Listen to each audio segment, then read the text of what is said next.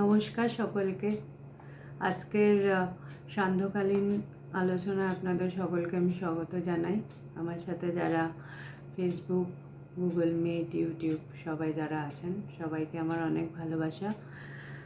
আমরা গতদিন বিবেক চূড়ামণি থেকে গুরুর প্রতি যে নিষ্ঠা, জ্ঞান হওয়ার পরে যে গুরুর প্রতি যে ভালোবাসা, সেটা নিয়ে আলোচনা করছিলাম। তো তারপরের থেকেই আমরা আজকে কন্টিনিউ করব।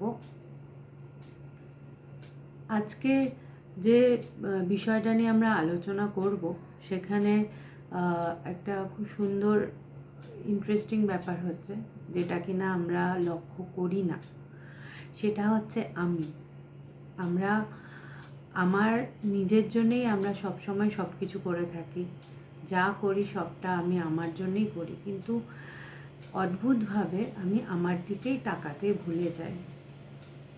আমরা সমস্ত কিছু দিন রাত নিজেকে ভালো রাখার জন্য সব করি, কিন্তু দেখা যায় যে আমার আমিটা কোথায়, কিভাবে আছে, অ্যাকচুয়ালি আমার আমিটা কে, তাই আমি জানি না।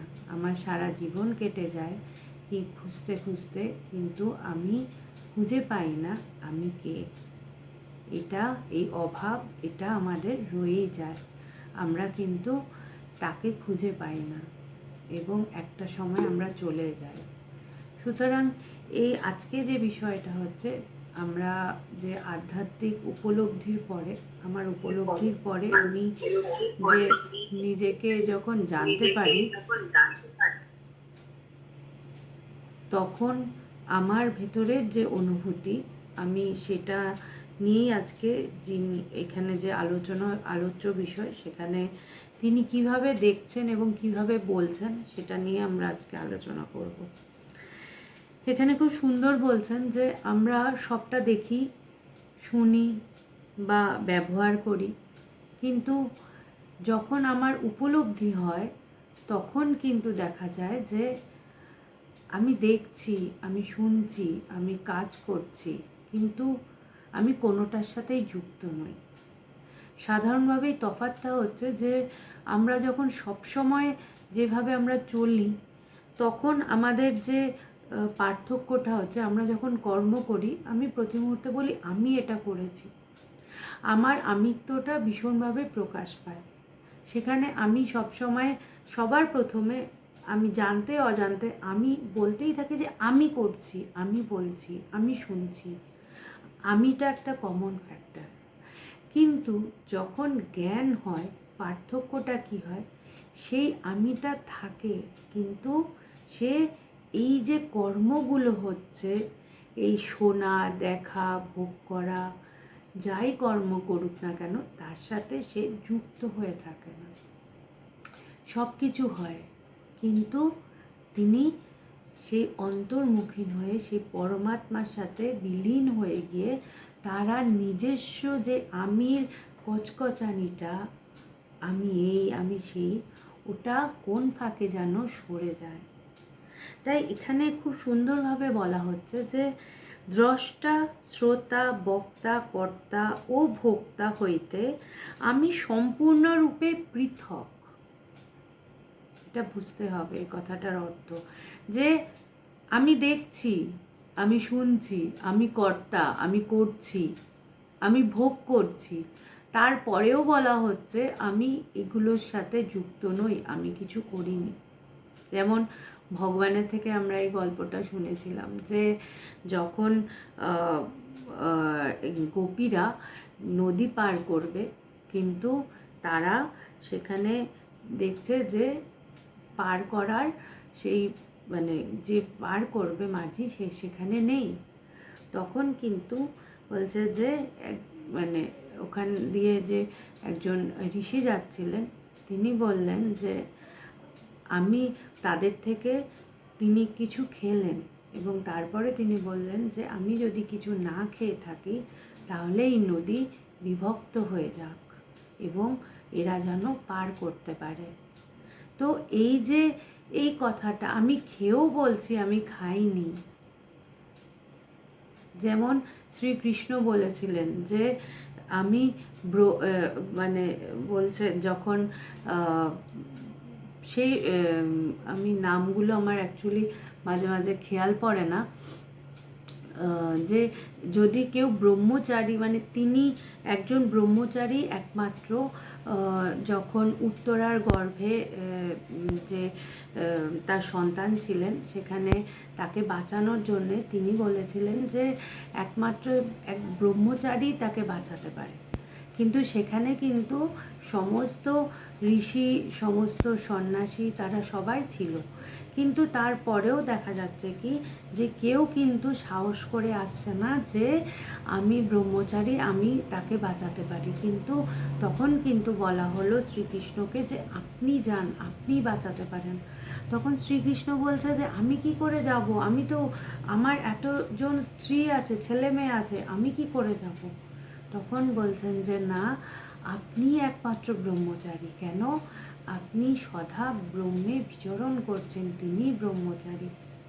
যে শুধুমাত্র ড্রেস পরলেই হলো না, আমার অন্তরে কি চলছে সেটা হচ্ছে মূল জিনিস। যে আমি কি ঈশ্বরকে নিয়ে রয়েছি, আমি ঈশ্বরের সাথে যুক্ত হয়ে আছি না জগতের সাথে যুক্ত হয়ে আছি। আমি জগতের সাথে যদি যুক্ত হয়ে থাকি তাহলে আমি যে ক্রিয়া করছি সেই প্রত্যেকটা ক্রিয়ার আমাকে ফল ভোগ করতে হবে। কিন্তু আমি যখন তার সাথে যুক্ত হয়ে থাকি তখন এর জন্যেই বলা হয় যে আমি আগের দিন হিন্দিতে একটা এখানে ছোট আমি একটা মানে ভিডিও আপলোড করেছিলাম, সেখানে বলা হচ্ছে যে আমরা মানে যে মহাপুরুষেরা যারা কাজ করছে সেখানে তাদেরকে ফল ভোগ করতে হয় না কেন, তাদের কর্মটায় তারা যে কাজ কিভাবে করছে তাদের ভেতরে তো অহংবোধ নেই।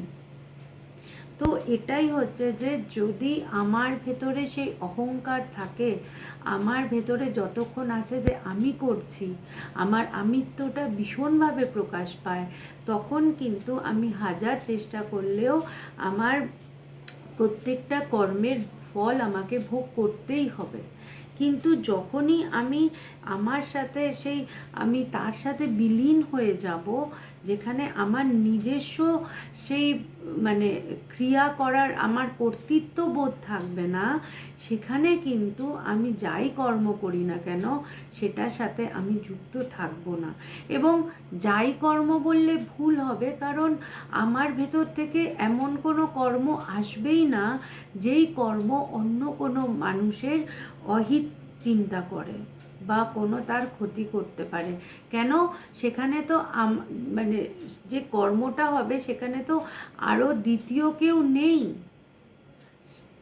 তারা যে আমি ভগবানকে দেখেছি, আমি সবসময় ভগবানের উদাহরণ এ কারণেই বলি কারণ আমি এই যে এই শাস্ত্রে যে কথাগুলো পড়ি, আমি উদাহরণস্বরূপ আমি ভগবানকে আমি আমার নিজের জীবনে দেখেছি, প্র্যাকটিক্যালি এই ঘটনাগুলো ঘটতে।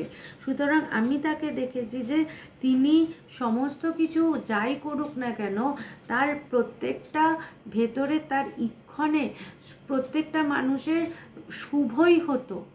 তিনি যদি কাউকে বকাও দিতেন তারপরেও আমি দেখেছি তার সমাধি হচ্ছে, আমার সামনে দেখা ঘটনা। কেন? আমরা যখন বকা দিই কাউকে, আমার ভেতরে রাগ থাকে, হিংসা থাকে, অভিমান থাকে, আমি সেই রাগের থেকে বকা দেই। সুতরাং আমি যখন কাউকে কিছু বলি তার সেটা রিয়াকশন তার ভেতরে হয়, তার ক্রিয়া হয়, তারও রাগ হয়। কেন? আমার রাগের থেকে সেই কথাটা আসছে, অটোমেটিক সেটা তার মধ্যেও প্রতিফলিত হচ্ছে এবং তার মধ্যেও ক্রিয়া হচ্ছে। কিন্তু আমি যখন সেই তার সাথে বিলীন হয়ে আছি, তখন যখন আমি যে কথাই বলি না কেন সেটা তার ভালোর জন্যে, সেটা তাকে সেই অন্তর্মুখী করে নিয়ে যাবে।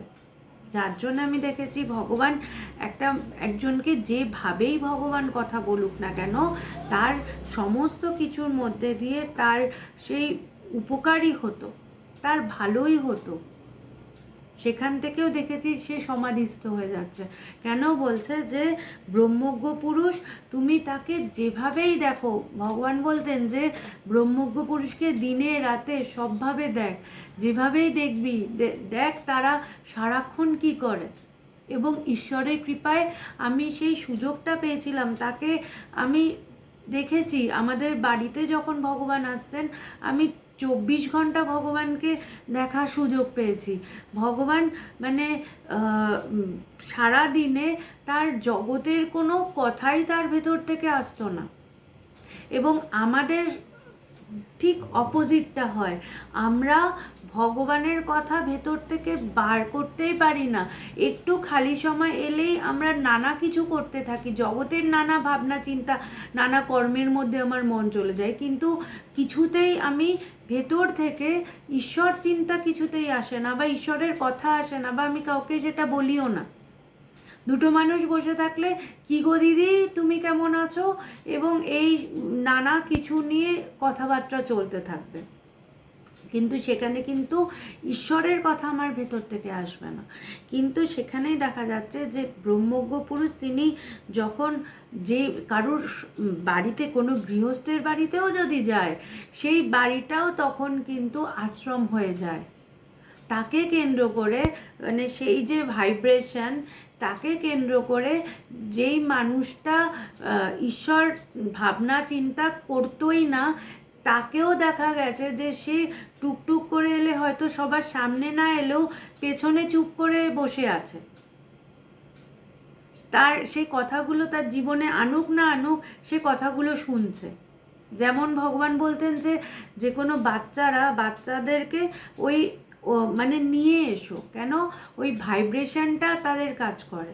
সুতরাং যখন তারা কোনো বাড়িতে যেত, অটোমেটিক সেই বাড়িটা একটা উৎসবের ক্ষেত্র হয়ে যেত। আমাদের বাড়িতে যখন ভগবান আসতেন, ওই 3 দিন যেন মানে জগতের সব কিছু মানে শেষ হয়ে গেছে, ওখানে কোথাও কিছু নেই, কোনো অন্য কোনো বিষয় নেই। সকাল থেকে রাত অবধি ভগবানকে দেখছি, ভগবান ঘুম থেকে উঠছেন, ঘুম থেকে ওঠার থেকে মানে তার চোখ খোলা থেকে নিয়ে শুরু করে তিনি ঘুমাতে যাওয়া পর্যন্ত সব সময় মানে যে কথাগুলো বলছেন সেগুলো, সে যদি জগতের এমনি কথা যে কেমন আছিস, বা খেতে খেতে দে, বা আমি এখন ঘুমোবো, বা আমি সমাধিতে যাব, যাই হোক তিনি যেই কথাই বলতো সেটা কিন্তু আমাদের সবার, তার যে শক্তির প্রকাশ ঘটতো সেখানে কিন্তু আমাদের কারুর মানে জগতের কোনো চিন্তাই ভেতরে আসতো না। তার প্রেজেন্সটাই এত স্ট্রং থাকতো। এবং আমরা দেখতাম যে ভগবান যখন চলে যেতেন, মানে আমরা আমার মা মানে জেনারেলি সবাই ভগবানের কথা বলতে বলতে কথাগুলো এসে যায়, সেই দিনগুলো মনে পড়ে। মানে এটা আমাদের জীবনের সবচেয়ে দামি দিন বলতে পারো, যে আমরা ভগবানকে নিয়ে এত আনন্দ করতাম, এবং সবাই ভগবানের কথা শোনার জন্য দূর দূর থেকে আসতো। কিন্তু আমার মায়ের দায়িত্ব থাকতো, কারণ ভগবানের যেহেতু সুগার ছিল, তো মায়ের দায়িত্ব থাকতো ভগবানের রান্না করার জন্য, কারণ ভগবানের রান্না আর সবার মতো হতো না। ওটা সুগার মানে সুগারের জন্য কম তেল কম মশলা দিয়ে চিনি ছাড়া আলাদাভাবে রান্না হতো ভগবানের, খুবই সাধারণভাবে। তো ভগবান সব কিছু খেতেনও না। তো মা এবং ভগবানের ছিল যে সময় একটা মানে আসল ব্যাপার, যে তুমি ধরো ভগবান সকালবেলায় ব্রেকফাস্ট করে তিনি সমাধিতে যেতেন, তারপরে সমাধির থেকে উঠে তিনি ভক্তরা ততক্ষণে এসে বসে থাকতো। তো ভগবান ঘর থেকে যখন বেরিয়ে আসতেন, সবাই ভগবানকে ঘিরে বসতেন, সেখানে ঘর ভর্তি লোক সবাই কথা শুনছে।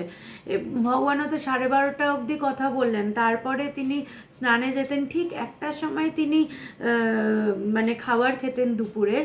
তো ওই 1টার মধ্যে কিন্তু খাবার রেডি রাখতে হতো।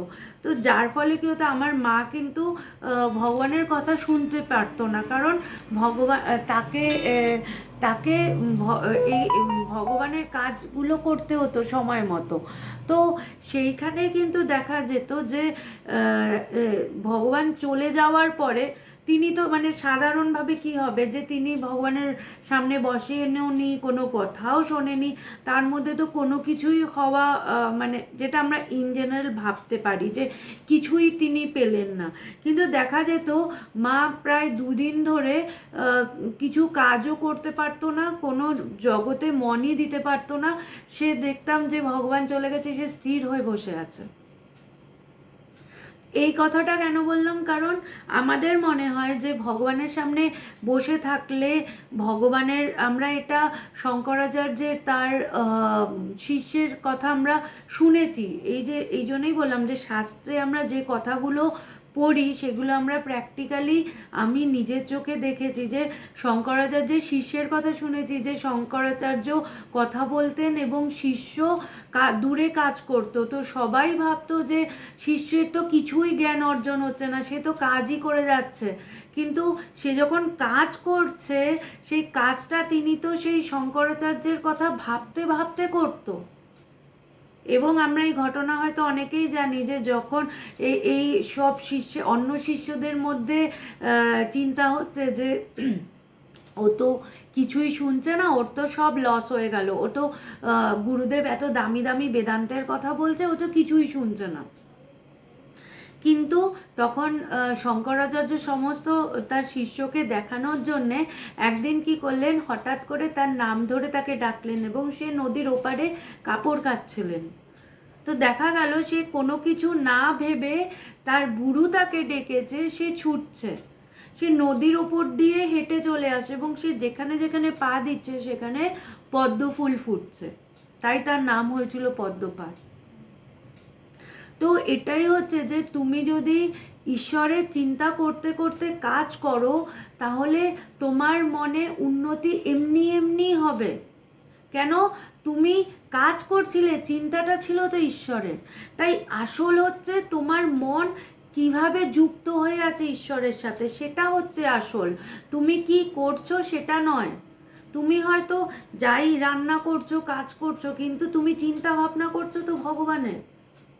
তাই এখানে বলছে যে দ্রষ্টা, শ্রোতা, বক্তা, কর্তা ও ভোক্তা যেই হোক না কেন সে ভোগ করবে না।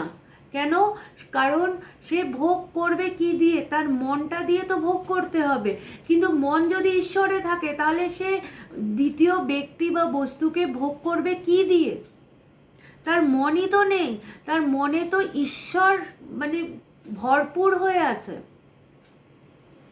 ঈশ্বরের জন্যে ভেবে ভেবে যদি কেউ রান্না করে যে আমার প্রভু খাবে, আমার প্রভুর জন্যে এটা বানাতে হবে, আমার প্রভু এটা নেবে, এই প্রভুর সেই তন্ময় চিত্তে যদি আমি কাজ করি তাহলে আমার মনে সেই কর্মের সাথে আমি যুক্ত হব কি করে? তাই বলছে যে আমি সম্পূর্ণরূপে পৃথক। সেই আমিটাকে, সেই আমি হচ্ছে সেই জীবাত্মা নয়, সেই আমি, আমার জীবাত্মা আর আমি আলাদা, আর আলাদা হয়ে নেই, আমি তার সাথে বিলীন হয়ে গেছি। এক ঈশ্বরই আছে এবং সেই ঈশ্বর হচ্ছে সাক্ষী স্বরূপ। তাই বলছে কিন্তু আমি নিত্য, দেখো একদিকে বলছে আমি ভোক্তা নই, আবার আর একদিকে কি বলছে, আমি নিত্য, ভেদ রহিত, ক্রিয়াশূন্য, সীমা রহিত, অসঙ্গ, পূর্ণবোধ স্বরূপ আত্মা। কি দারুণ কথা বলছে। আমি নিত্য, আমি সব সময় আছি। যখন একটা সে বাচ্চার জন্ম হয়, সে যখন ভ্রূণ অবস্থায় থাকে তার মায়ের গর্ভে, সেই সময়ের থেকে নিয়ে শুরু করে তার জন্ম, তার বড় হওয়া, তার মৃত্যু, সব সময় আমাদের বাইরের যে মানে সমস্ত অবস্থাটা তার পরিবর্তন হচ্ছে, কিন্তু তার আড়ালে যে আমি রয়েছে, সেই সাক্ষী স্বরূপ আমি, সে কিন্তু নিত্য। কি ভেদ রহিত, সেখানে কোনো ভেদ নেই, সেখানে আর একটা যে আর কেউ নেই যাকে সে ভোগ করবে, আর কেউ নেই যাকে সে দেখবে, সে দেখলেও দেখবে সেই ঈশ্বরকেই। এক ঈশ্বরই বর্তমান, এক ব্রহ্মই রয়েছে। তাই আলাদা করে কে কাকে দেখবে? যে দেখবে সে তো তার সাথে বিলীন হয়ে গিয়ে সেই সাক্ষী স্বরূপ হয়ে আছে। তাই জন্যে বলছে যে ক্রিয়া শূন্য, তার দ্বারা যে ক্রিয়া হয় সেটা বলছে ক্রিয়া শূন্য, সেখানে সেই কর্মে অহংকার থাকে না। তাই জন্যে ভগবান বলতেন যে আমি আমি অন্য কারোর মানে আমার আলাদা করে কারোর জন্যে ভাববার নেই, আর কারোর জন্যে ভেতরে যদি চিন্তা আসে জানবে তার ভালো হবে, একটা নিজের থেকে, মানে এটা মানে পারপাসলি করা না। আমি ভগবান বলতেন এই কথাগুলো, ভগবান যখন ছিলেন বলতে বারণ করতেন, কিন্তু আমরা দেখেছি বহুবার ভগবান এগুলো বলতেন যে যদি মানুষ জানতো তাহলে তো সবাই এই জন্যেই ভিড় করবে, ভগবান সেটা চাননি। কিন্তু কিছু কিছু সময় বিশেষ মানে ঘটনায় তখন ভগবান অনেক মানুষকে তার জীবন যাতে মানে সে যে জীবন বিপন্ন অবস্থায় ভগবানের কাছে যখন এসেছে, অনেক বড় কিছু হতে পারতো সেখান থেকে, কিন্তু ভগবানের সাহায্যে ভগবান তাকে কিন্তু জীবন দান করেছে। অনেক মানুষের এরকম ঘটনা হয়েছে, কিন্তু ভগবান বলতেন যে না, এই কথাগুলো তোরা বলিস না। কেন? কারণ ভগবান সবসময় বলতেন যে এইগুলো সেকেন্ডারি ব্যাপার, এটা কখনো কখনো আমি এটা এক্সেপশনালি করে থাকি, কিন্তু এটা অ্যাকচুয়াল কাজ নয়। আসল হচ্ছে যে একটা মানুষ সে ঈশ্বরকে উপলব্ধি করে তার জীবনটা সুন্দরভাবে অতিবাহিত করুক। আমরা যে জীবন যাপন করি সেই জীবনটা যথার্থ নয়। কেন? আমরা যে জীবন করি সেখানে আমরা শুধু ভোগ করেই কাটিয়ে গেলাম। আমরা যাকে ভোগ করছি সেই ভোগ্য বস্তু প্রতি মুহূর্তে আমার জীবন থেকে মানে সেটা পরিবর্তনশীল এবং পাল্টাতে থাকে, আর আমি যেমনভাবে আমার থেকে সরতে থাকে, আর আমার তেমনভাবে আমার হাসি, আমার আনন্দ, আমার দুঃখ এগুলো সব পাল্টাতে থাকে। তাই জন্যে বলছে যে সীমারহিত, এটা যখন আমি নিত্য, আমি পূর্ণ যখন আমি অনুভব করি, তখন আর আমি দেহ, এই যে এই সীমা, একটা পরিসীমার মধ্যে আমি রয়েছি, সেই আমিটা তখন আর এই দেহের পরিসীমার মধ্যে আর বদ্ধ হয়ে থাকে না। তখন সে মুক্ত, সে ফ্রি, তার আর যাওয়া আসার জন্যে, গমনাগমনের জন্যে, কোথায় যাবে কোথায় আসবে, আমাদের এই দেহটা রয়েছে তাই ভিসা লাগে, তাই পারমিশন লাগে, তাই অনেক নিয়ম। কিন্তু বলছে যে তুমি যখন ব্রহ্ম, সেখানে তার কারোর যাওয়া আসা নেই। কোথায় যাবে, কোথা থেকে কোথায় যাবে? দুটো জায়গা থাকলে তো এক জায়গা, যেমন দেখবে যে এখন ওই রেলের যে এখন অ্যাপগুলো আছে না, সেখানে অনলাইনে যে টিকিট কাটা হয় সেখানে ডেস্টিনেশন নেম আর সোর্স নেম, যেখানে তুমি যেখান থেকে যাবে আর যেখানে ডেস্টিনেশন যেখানে যাবে, তো দুটো থাকে, দু জায়গায় দুটো নাম লিখতে হয়। তো ওই একটা সোর্স একটা ডেস্টিনেশন দুজন আছে, কিন্তু যদি দুটো জায়গায় না থাকে তাহলে কোথায় তুমি সোর্স নেম দেবে, কোথায় তুমি ডেস্টিনেশন নেম দেবে? একই তো, এক জায়গা থেকে আর এক জায়গা যাওয়ার কোনো যে আলাদা নাম নেই। এই সব নাম রূপ ভেদ সমস্ত কিছু, সীমা সমস্ত কিছু মিলেমিশে এক হয়ে গেছে। তাই বলছে যে অসঙ্গ, আমি প্রতি মুহূর্তে আমার মানে আমরা নিঃসঙ্গ হলে কষ্টে থাকি, অসঙ্গ হলে কিন্তু কষ্টে থাকি না। খুব সুন্দর কথা। কেন? কারণ নিঃসঙ্গ হলে আমার দুঃখ থাকে, আমার কেউ নেই, আমি একা, আমার কে হবে, কি হবে। দেখো একটা মানে পার্থক্য বলি, যখন আমি ভগবানের কাছে যাইনি তখন যখন বাড়িতে কেউ থাকতো না, আমি একা থাকতাম, তো আমার মন খারাপ হতো যে আমি একা, আমার ভালো লাগছে না, কি করে সময় কাটাবো, বাবা মাও বেরিয়েছে। আমাদের বেশিরভাগ মানুষের জীবনে এই একাকিত্বতা ভীষণভাবে গ্রাস করে, আমাদের সবার জীবনে এই কষ্টটা আছে। তো এই কষ্ট আমরা পাই যে আমার কেউ নেই, আমার সাথে কেউ কথা বলার কেউ নেই, আমরা সবাই নিজের নিজের কাজে ব্যস্ত, আমি একা।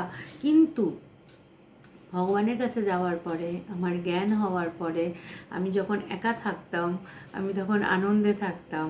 কেন? আমি একা নিজের মধ্যে ডুবে থাকতে পারতাম, আমাকে কেউ এসে ডিস্টার্ব করার নেই, কেউ আমাকে বলার নেই যে এই এটা কর ওটা কর, এটা করিসনি কেন, ওইটা হয়নি কেন, এই সেই হাজারটা কিছু বিষয় তখন থাকতো না। কেন? আমি একা চুপচাপ নিজের মনে বসে থাকতে পারতাম। কখনো তুমি চুপচাপ একা একা বসে ভগবানের চিন্তা করবে, দেখবে একটা আলাদাই আনন্দ। তাই অসঙ্গ আর নিঃসঙ্গ দুটোর মধ্যে পার্থক্য আছে।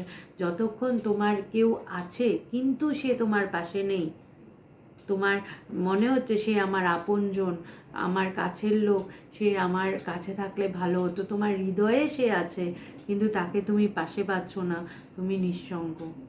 কিন্তু তোমার কেউ নেই, আশেপাশে নেই, হৃদয়ে আছে একমাত্র তোমার প্রভু, এবং তুমি তোমার প্রভুর চিন্তায় তন্ময় হয়ে আছো। সেই যে তার সাথে থাকার যে আনন্দ, জগতে কেউ থাকলো কেউ না থাকলো তাতে তোমার কিচ্ছু এসে যায় না। কেন? তুমি তাকে আস্বাদন করছো, এবং ঈশ্বরকে তুমি যেইভাবে যেই রূপে যেমনভাবেই আস্বাদন করো না কেন, প্রত্যেকটা অবস্থাতে টেস্ট আছে। কেন?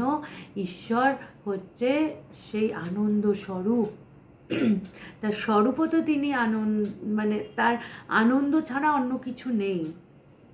তো তুমি আস্বাদন অন্য কিছু, মানে আমরা যে কোনো একটা বস্তুকে তুমি যখন ভোগ করতে যাবে, ব্যক্তিকে বা কোনো কিছুকে তুমি ভোগ করতে যাবে, সেই ভোগ করতে গেলে সবসময় কিন্তু যে আনন্দই আমরা পাই তা কিন্তু নয়। আনন্দের সাথে সাথে আমাদের কিন্তু দুঃখটাও আসে। কেন? আমার ভোগের সাথে সাথে দুর্ভোগও আসে। শুধু যে ভোগ আসছে তা কিন্তু নয়। কিন্তু দেখা যাচ্ছে যে ঈশ্বরকে তুমি শুধু আস্বাদন করে আনন্দই পেতে পারো। হ্যাঁ, বলছে যে ভগবানের কথা ভেবে মাঝে মাঝে কান্না পায় না? কান্না পায়। রাধাও কাঁদতো তার কৃষ্ণের জন্যে, কিন্তু একটা সময় তিনি কিন্তু সমাধিস্থ হয়ে থাকতেন। কেন? সেখানে আর কোনো বিচ্ছেদ নেই। আর সবচেয়ে মজার ব্যাপার হচ্ছে, ঈশ্বরের জন্যে যখন তোমার চোখ দিয়ে জল পড়বে সেটার মধ্যেও একটা তৃপ্তি আছে। বলছে ঈশ্বরের জন্য কাঁদতে তোমার ভালো লাগবে। কেন? ওই যে তুমি তার কথা ভেবে ভেবে তোমার অশ্রু, মানে বিগলিত প্রাণ, তোমার ভেতরে একটা আলাদাই তৃপ্তি অনুভব হয়। কিন্তু জগতের কথা ভেবে সেখানে তো তোমার হয় মান, অভিমান, বিচ্ছেদ, ভালো না লাগা। ও আমার জন্যে, আমি ওর জন্যে এত কিছু করলাম, ও আমাকে দেখলো না, আমার কথা শুনলো না, আমার কথা ভাবছে না।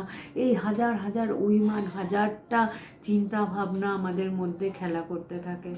তো সেখানে কিন্তু আমি মোটেও তৃপ্তি অনুভব করি না, বরঞ্চ আমার আরও রাগ হতে থাকে যে আমাকে ভালোবাসলো না, আমাকে এটা দিল না, আমি এটা পেলাম না, আমি সেটা পেলাম না।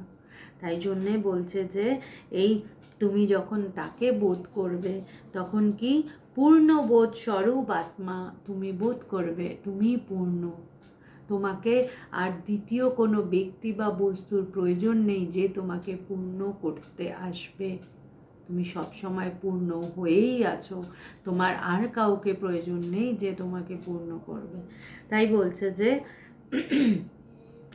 আমি প্রত্যক্ষ জ্ঞানের বিষয় কোনো বস্তু নই, পরোক্ষ জ্ঞানের বিষয়ও কিছু নই, কিন্তু আমি উভয়ের প্রকাশক, কার্যকারণের অতীত, শুদ্ধ বাহ্য অভ্যন্তর কল্পনা শূন্য পূর্ণ ব্রহ্ম।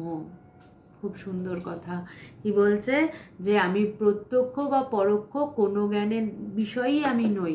অর্থাৎ যে আমি, মানে আমরা এখন তোমরা শুনছো যে আমি সেই ব্রহ্ম, শুনলে এটা ভেতরে রইল, কিন্তু এটা বোধ করতে পারলে না। তোমার এই পরোক্ষ জ্ঞান তোমার হলো, কিন্তু তুমি যতক্ষণ বোধ না করছো ততক্ষণ তুমি কিন্তু প্রত্যক্ষ করতে পারছো না যে সত্যটা কি। তো বলছে যে তুমি তাকে বোধ করো আর বা তুমি শোনো, যাই করো না কেন, সমস্ত কিছুর উভয়েরই ঊর্ধ্বে বলছে সেই এক প্রকাশক আছে, যিনি প্রকাশ করছেন। সেই প্রকাশক, সমস্ত অবস্থার মধ্যে কিন্তু সেই প্রকাশক বিদ্যমান। সেই প্রকাশকের কিন্তু তার কোনো ক্রমবিকাশ হয় না। তিনি সদা সর্বদা একইভাবে তোমার সাথে রয়েছে, তিনি তাকে প্রকাশ করে যাচ্ছে। কিন্তু আমরা জগৎ নিয়ে যেহেতু ব্যস্ত আছি, তাই জন্যে আমি তার প্রকাশটা বুঝতে পারছি না, তিনি যে প্রকাশ করছেন সেটা আমি ধরতে পারছি না। এটা আমাদের মানে আমরা যেহেতু জগৎ নিয়ে আছি, তাই এটা আমাদের ল্যাপস, কারণ আমার মন অপচয় হচ্ছে আমার মনের, কারণ আমি হাজারটা চিন্তা নিয়ে রয়েছি। তাই এখানে বলছে যে কার্য কারণের অতীত, মানে আমি যে বলি না যে এটা কেন হলো, যে যতক্ষণ তোমার মানে আমি রয়েছে, কর্তাবোধ রয়েছে, ততক্ষণ কেন হলো, কি হলো, এটা হতে লাগতো না, কখন হলো, এই হাজারটা প্রশ্ন আসে। কিন্তু যখন আমি সেই, তখন আমার কর্তৃত্ব বোধ নেই, তখন আর কিন্তু আর ওখানে কারণও কে করছে, কেন করছে, যে সেই যদি না থাকে তাহলে কে কর্তা, কেন হলো, কি হলো, কিছুই তো থাকবে না। তাই বলছে যে কার্য কারণ, কেন, এই কেন যে প্রশ্ন করি, এই কার্যটা কেন হলো, বলছে এর কোনো কার্যকারণ নেই। কেন বলছে যে তিনিই তো নেই, যে যে কর্ম করে যে ক্রিয়াটা হবে তার জন্য যে কারণটা আমি খুঁজবো, সেই তো বিলীন হয়ে গেছে তার সাথে, সেই তো ঈশ্বরময় হয়ে আছে, তাহলে সে আবার কর্ম কিভাবে করবে। তাই বলছে যে আমি উপমা রহিত, আদি রহিত, তুমি আমি, ইহা উহা ইত্যাদি কল্পনাবিহীন নিত্য আনন্দ এবং একরস স্বরূপ অদ্বিতীয় ব্রহ্ম। বলছে কি যে আমি উপমা রহিত, আদি রহিত, তুমি আমি, ইহা উহা, বলছে যে আমাকে কোনো কোনো উপমা দিয়েই তুমি বিশ্লেষণ করতে পারবে না। আমি তার জন্যে ভগবানের ঘটনাগুলো কেন বলি, কারণ আমি ভগবানের ঘটনাগুলো, এই যে শাস্ত্রে যে কথাগুলো বলছে, আমি সেইগুলো আমি নিজের চোখে দেখেছি, তাই জন্যে আমি উপমা দিয়ে সেটা বোঝানোর চেষ্টা করি। কিন্তু যতই আমি বোঝানোর চেষ্টা করি না কেন, আমি সেই এক্স্যাক্ট অবস্থাটা কিছুতেই ব্যাখ্যা করতে পারবো না। কেন, শব্দ দিয়ে আমি তো, এই যে এখানে বলছে না যে সীমারহিত, তো শব্দ দিয়ে তো আমি সীমা দিয়ে বেঁধে দিচ্ছি, পার্টিকুলার ওই শব্দটাই যখন আমি একটা অবস্থাকে ব্যাখ্যা করতে যাব, ওই শব্দটা দিয়ে তো ওটাকে আটকে দিলাম, তো সীমা তো করে দিলাম, সেই সীমা অতিক্রম করতে পারবে না। কেন, শব্দটা যতটুকু বিশ্লেষণ করে ততটুকুই সে বোঝাতে পারবে, তার ঊর্ধ্বেও যদি কিছু হয়ে থাকে সেটা সে বলতে পারবে না। কেন, সেই শব্দের অর্থটা সেটা ব্যাখ্যা করছে না। শব্দের অর্থটা যত অবধি ব্যাখ্যা করবে, সে তত অবধি সেই শব্দটা তাকে বলতে, মানে তার অর্থ বলতে পারবে। তো এখন যদি ব্রহ্ম তার ঊর্ধ্বেও, তো সেই অর্থটা তখন তো ঠিকভাবে বলা হচ্ছে না, সেখানটাতে তো গ্যাপ হয়ে গেল। তাই বলছে যে উপমা রহিত, আমি যে উপমাগুলো দেখছি সেই উপমাগুলো একটা, মানে তার বাইরে কি কিছু না, ভগবানের যে একটা ঘটনা আমি বললাম, কিন্তু শুধু তো ওই একটা ঘটনা না, অনেক কিছু আছে তো, এবং যা নেই তাও সেই ব্রহ্ম। আমি যতটা বললাম শুধু অতটুকুই নয়, তার বাইরে তার ভেতরে সবটা তিনি। সুতরাং ওই উপমাটুকুও মানে শেষ নয়। তাই বলছে যে আমি এর শেষ বলতে পারি না, এর শুরু বলতে পারি না। কোথায় এর শুরু, কোথায় এর শেষ, একমাত্র এর সম্বন্ধেই বলা যায় না। এই অনন্ত, একটা কথাই বলা যায়, অনন্ত।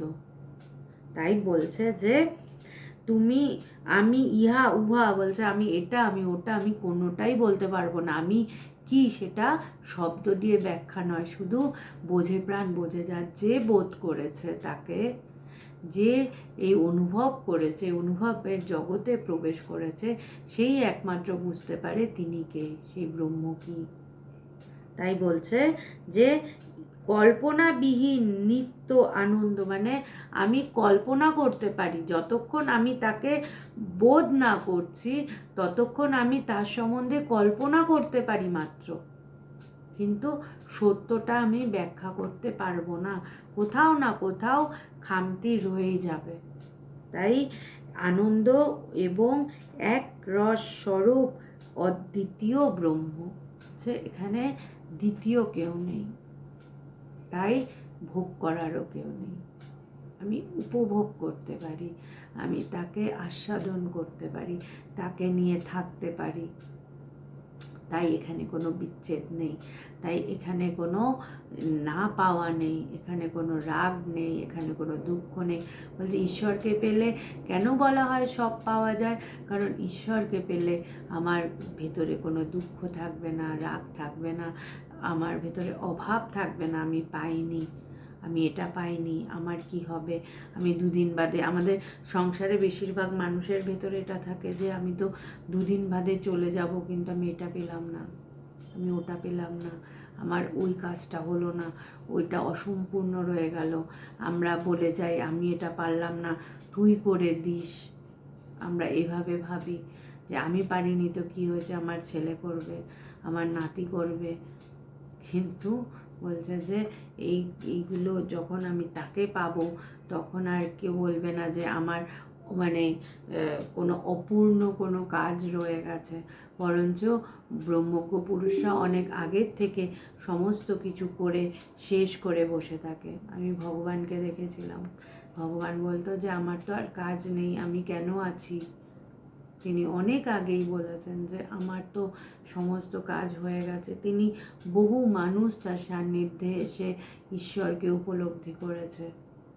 শুধু তাই নয়, যারা উপলব্ধি করেছে তাদের সান্নিধ্যে এসেও মানুষের পরিবর্তন ঘটে। সুতরাং ভগবানের যে মানে আমরা আমাদের উত্তরাধিকারী কাউকে খুঁজে পাই না, কে তার যে সত্যটা, তার কথা, তার কাজ নিয়ে যাবে। কিন্তু বলছে ভগবান বলতেন যে এই দেখ, এই বাচ্চাটা আমার এখানে এসে বসে আছে, ও কিন্তু বড় হলে, ও যতদিনে বড় হবে, ও কিন্তু এই কথাগুলো বলবে যে আমি তার কাছে যেতাম। আমার মনে আছে ভগবান চলে যাওয়ার পরে একটা বাচ্চা ছেলে, ওর মা, ওর অনেক অল্প বয়সে ওর মাকেও হারিয়েছে।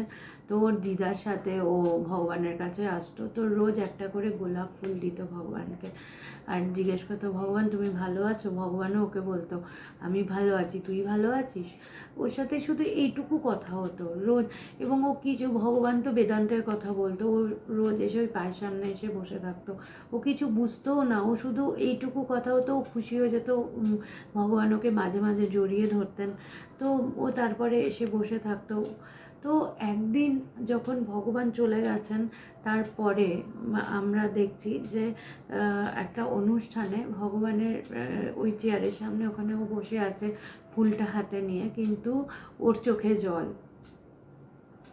ও সমানে কেঁদে যাচ্ছে। সুতরাং মানে ওর সাথে ভগবান তো ওকে কিছুই দেয়নি কোনো দিন, ওকে ওকে শুধু ভালোবাসা দিয়েছে। ও কোনো বেদান্ত কিছু বুঝতেও তো না, এই কথাগুলো কিভাবে বুঝবে? কিন্তু ও কোন ফাঁকে যেন ও ভেতরে যে ঈশ্বরের ভালোবাসা, সেই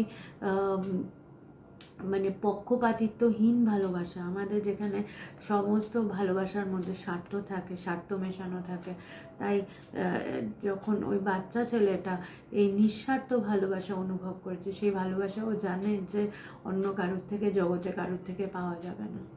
তো এটাই হচ্ছে যে শব্দ।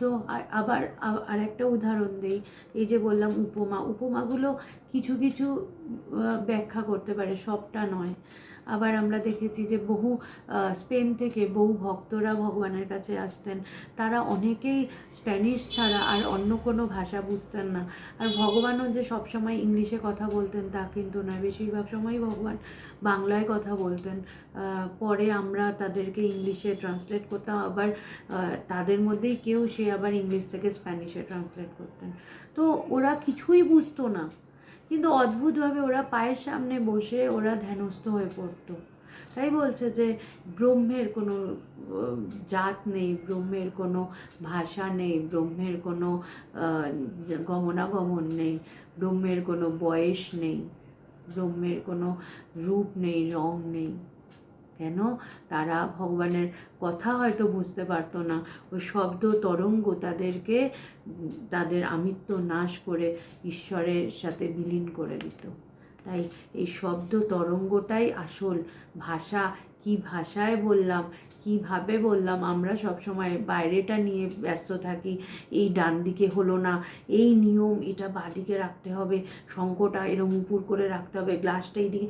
আমরা সারাক্ষণ ধরে এই নানা কিছু নিয়ে ভীষণভাবে থাকি যে এটা করলো না, এই নিয়মটা করা উচিত ছিল, তার মানে ও ঠিক ঠিক নিয়ম পালন করছে না। এইগুলো নিয়েই আমরা ব্যস্ত থাকি, কিন্তু আসলটা হচ্ছে যে এই নিয়মের অনেক ঊর্ধ্বে। সেখানে মানে সোজা আছে না উল্টো আছে, কোনটা সোজা কোনটা উল্টো, আমি কার অপেক্ষায় কাকে বলবো সোজা উল্টো?